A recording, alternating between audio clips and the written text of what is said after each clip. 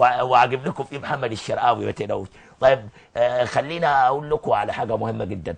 الاهلي وسيو سبورت، طبعا انا مش هبدا الموضوع بفضيحه التذاكر عشان بس صديقنا جمال جبر ما يقولش ان احنا متربصين ولا حاجه بالنادي الاهلي ولا دي، بس طبعا مستحيل اعمل تذكره مكتوب عليها سوي سبورت الكونغولي حاجه ولا في الاحلام يعني ما فيش تذكره في الدنيا تبص كده انت رحت الاهلي بيلعب بسيو سبورت الايفواري تلاقيه سيو سبورت الكونغولي، حاجه مش عارف ازاي. المهم الاهلي طلع بيان واعتذر عن هذه الواقعه والعذر مقبول، طبعا الاهلي لازم نبلع له الزلط. طيب محمد بيضحك عشان حبيبه طيب كابتن علاء، الاهلي شايف حظوظه ازاي يوم السبت؟ لا مش الناس متفائله زياده عن اللزوم، يعني في تفاؤل لكن لازم احترافيه كره القدم ولازم يبقى في تركيز شويه، لكن الكلام كله على احنا واخدين البطوله وده حاجه مش كويسه. ضامنين 1-0. لا الموضوع كبير، زي ما انت ليك طموح وهدف هم ليهم طموح. وهو كسبان واخد 3 بونت في جيبه معاه، فلا بد من احترام المنافس كويس قوي قوي قوي، لابد من دراسه المنافس بقوه والتركيز على نقاط الضعف والقوه، ومباراه 90 دقيقه يعني عايز عرق وجهد وكفاح. عايز عرق وجهد، لكن حاله التفاؤل اللي انا شايفها دي مفرطه. يعني كوره على بيتنا كده، كوره على بيتنا كده، لازم يبقى في تركيز، ولازم نحس باهميه المباراه.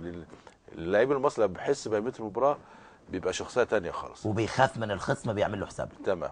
استاذ محمد، ظاهره الازدحام، ويمكن احنا معانا انسرتات بكاميرا خاصه لكره بلدنا، ويمكن زميلنا احمد كمون رصد لنا هذه اللقطات صباح امس بكاميرتنا الخاصه. كنا في حاله يعني جوله كده عامه في محيط الجزيره، الاهلي واتحاد الكره ومبنى وزاره الشباب والرياضه اللي هو التعليم المدني، لانه كان في مؤتمر مهم هنتكلم فيه دلوقتي. المنطقه دي كانت امبارح يعني فيها اكتر من حدث مهم، هذا واحد منهم. الظاهره اللي انت شايفها والازدحام على التذاكر منظر ما شفناهوش من زمان. ومنظر يعني خلينا انا يعني متفائل بان الاهلي ان شاء الله هيكسب. النهارده التذاكر نفذت يا استاذ عبد الناصر، خلاص ما عادش فيه بقى حاجه، ال 25,000 تذكره انتهوا خلاص كلهم السويس بورد الكونغولي. بتاع الكونغولي ده بس يعني القصه دي احنا اعتدنا عليها قبل كده، حته الفوضى او حته الازدحام او التزاحم اتعملت مليون مره في الماتشات المهم.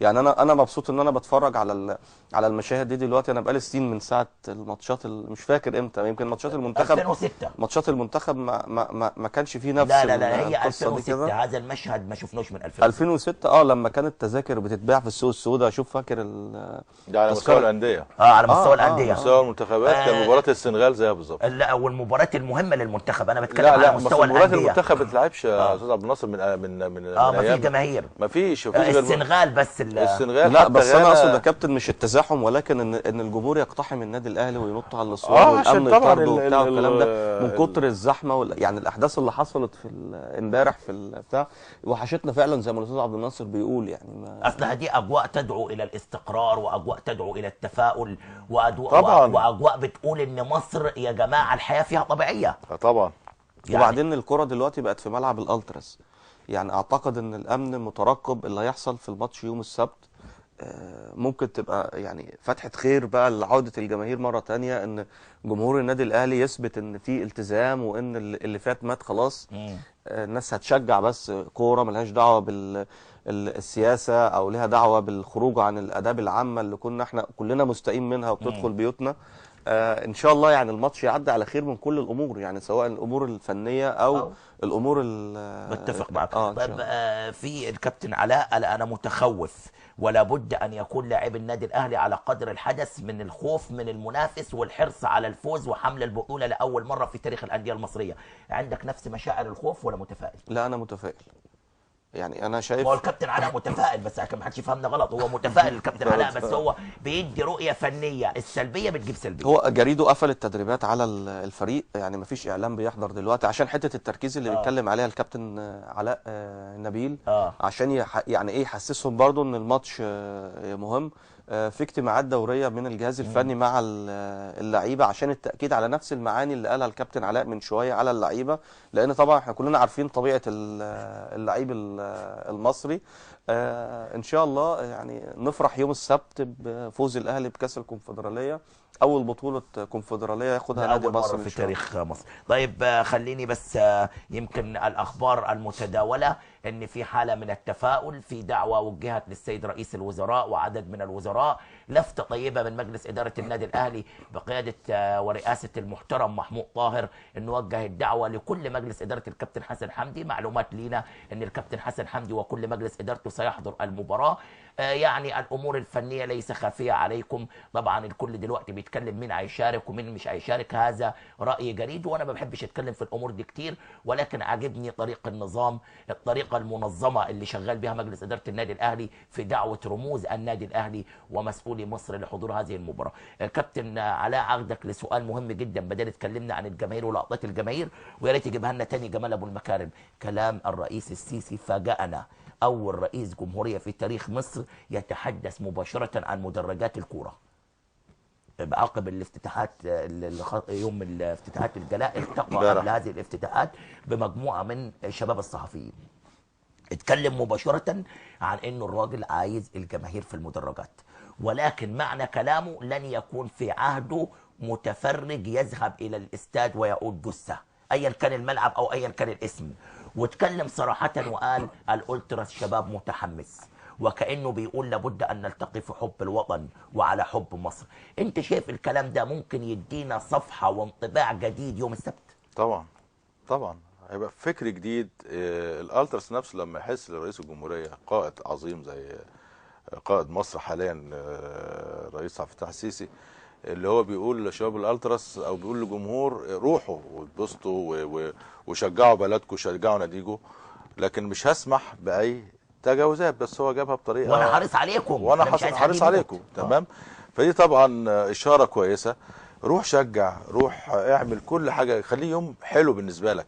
تمام. بس بلاش الحاجات اللي بتصير الغضب وبتصير المشاكل والحاجات دي كلها، لان كل اللي واقفين في الاستاد ده في خدمه الجمهور اللي جوه. يعني الواحد وهو بيدخل الملعب والله يا كابتن ابو ناصر بتشوف لواءات في الشارع من قبل المباراه ب 6-7 ساعات، وظباط وعساكر واقفين، كل ده بيحموك، بيحموا المتفرج اللي جوه. فاحنا افتقدنا الكره المصريه الفتره اللي فاتت في تدهور بسبب عناصر كتيره جدا منهم الجمهور. عشان كده اللعيب لما بيلعب في وسط جمهور مثلا بعد فتره طويله مش زي ما اللعيب متعود. النادي الاهلي كان بيلعب والاستاد بيبقى مليان، نادي الزمالك بيلعب والاستاد بيبقى مليان، حتى الانديه الاقليميه الاتحاد والمصري والانديه دي كلها لما بتلعب في الانديه بتاعتها الاستاد بيبقى مليان. النهارده انت فين وفين؟